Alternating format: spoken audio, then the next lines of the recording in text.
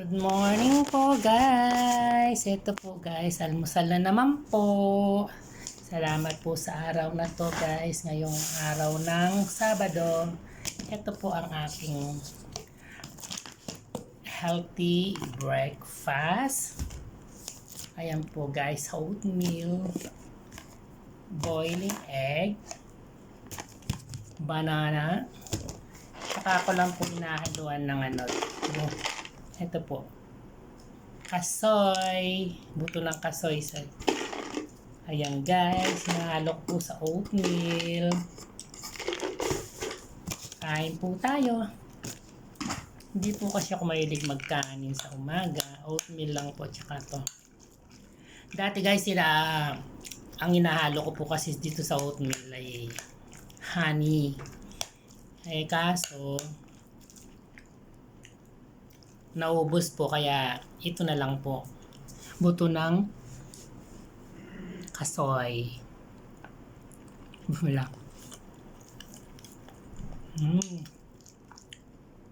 Sarap.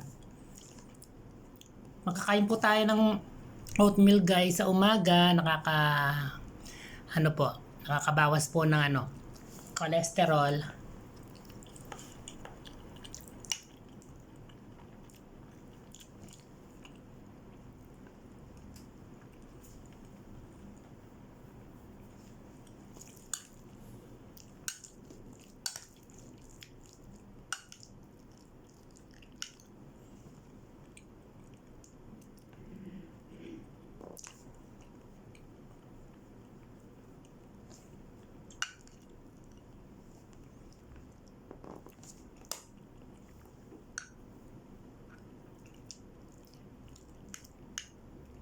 Sarap. Ang oatmeal po guys, hinaluan ko siya ng powder milk.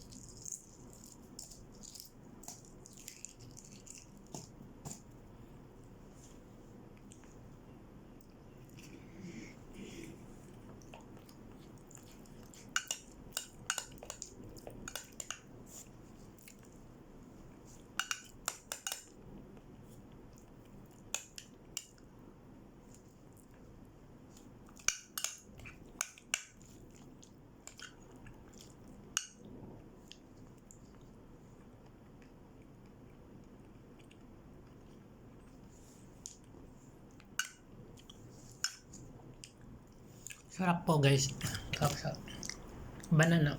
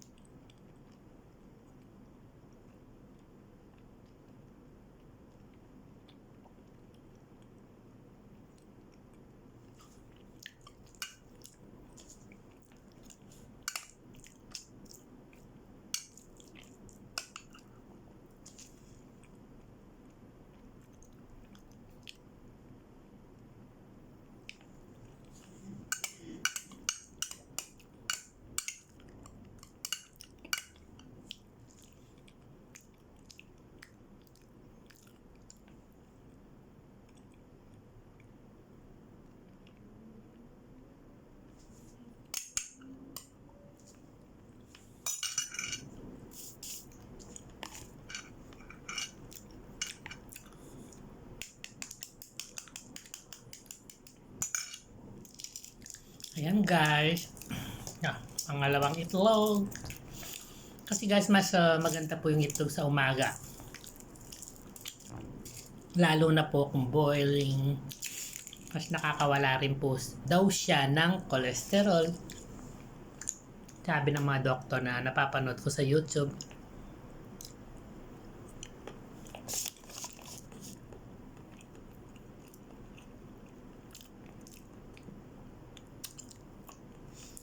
Sarap po ng boiling egg.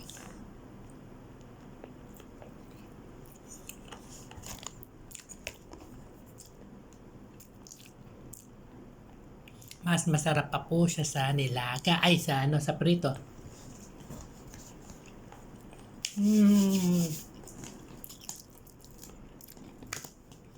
Ayan guys, sundin nyo lang po ang healthy breakfast sa umaga.